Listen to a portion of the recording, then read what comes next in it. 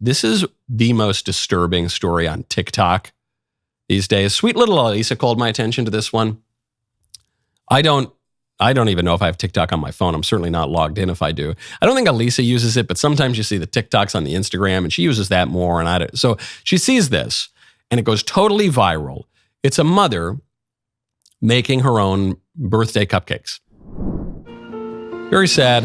This woman is crying. She's baking cupcakes. It says being a single mom is making your own birthday cake on your birthday so that your babies can feel happy they are singing to you.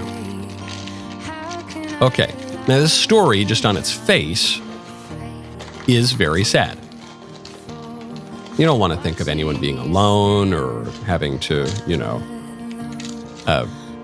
suffer cruelty and, so anyway, she's doing this. Now, if you don't just get sucked into the narrative right away, you do ask this question, why is she filming this? Why, when I cry, which is a very rare sort of thing, a man is permitted to cry when he's looking wistfully at a sunset, maybe once every 2 years, or, if his dog dies or something. You're allowed to shed one tear privately. I certainly wouldn't make it public. Even women who are a little more prone to the waterworks, they generally try to keep it private, right? They certainly should. So why is this woman filming this really sad thing?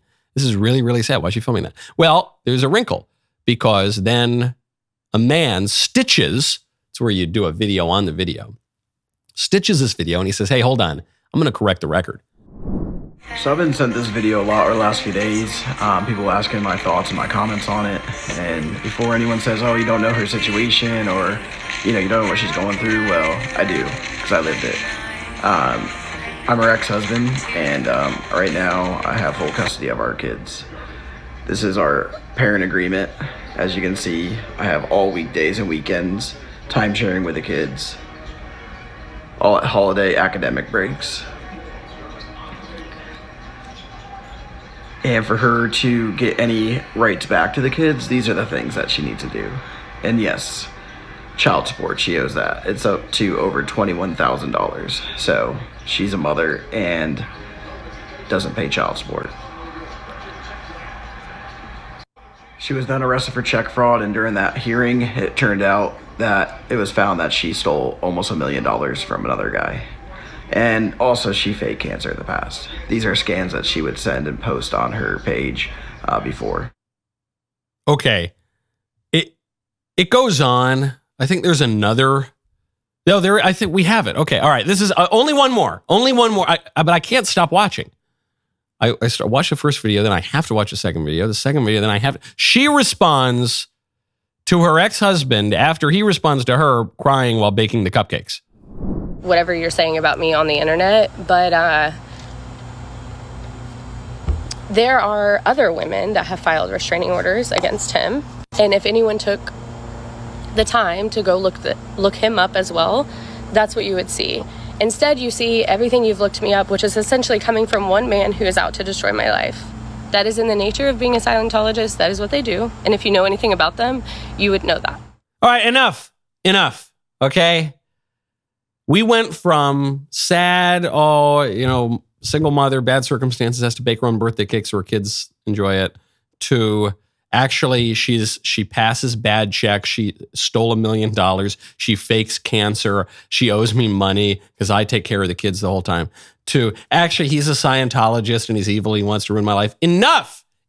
People, shut up. Shut your mouths and put your phone away and stop talking. Right now, go to expressvpn.com/Michael Knowles Show. Using the internet with that ExpressVPN, why, it's like leaving your keys in your car while you run into the gas station for a snack. On most occasions, you're probably fine. But what if you come back to see someone driving off with your car? Every time you connect to an unencrypted network in cafes, hotels, and airports, any hacker on the same network can gain access to your personal data. It doesn't take much technical knowledge to hack someone. Just some cheap hardware is needed. Hackers can make up to $1,000 per person selling personal info on the dark web. I love how ExpressVPN creates a secure encrypted tunnel between my device and the internet so that hackers can't steal my sensitive data. All you need to do is fire up the app, click one button to get protected. Plus, It works on all devices such as phones, laptops, tablets, and more, so you can stay secure on the go. Secure your online data today by visiting expressvpn.com/Knowles. Secure your online data today by visiting expressvpn.com/Michael Knowles Show. That is expressvpn.com/Michael Knowles Show. One more time, expressvpn.com/Michael Knowles Show. What is wrong with you people? What is wrong with you? It's not just that you're beginning to kind of live in a little bit of a Black Mirror episode. You're like diving headfirst into the Black Mirror. You want to live in this dystopian future. Who does this? Do you remember Private Life? Do you remember that? There used to be, maybe the kids in the audience don't remember this.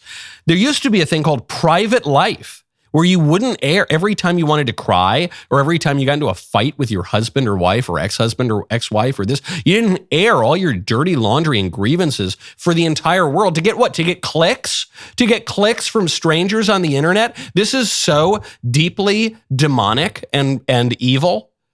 What is wrong? What about these people's kids? Neither of them seems to care much about their kids at all.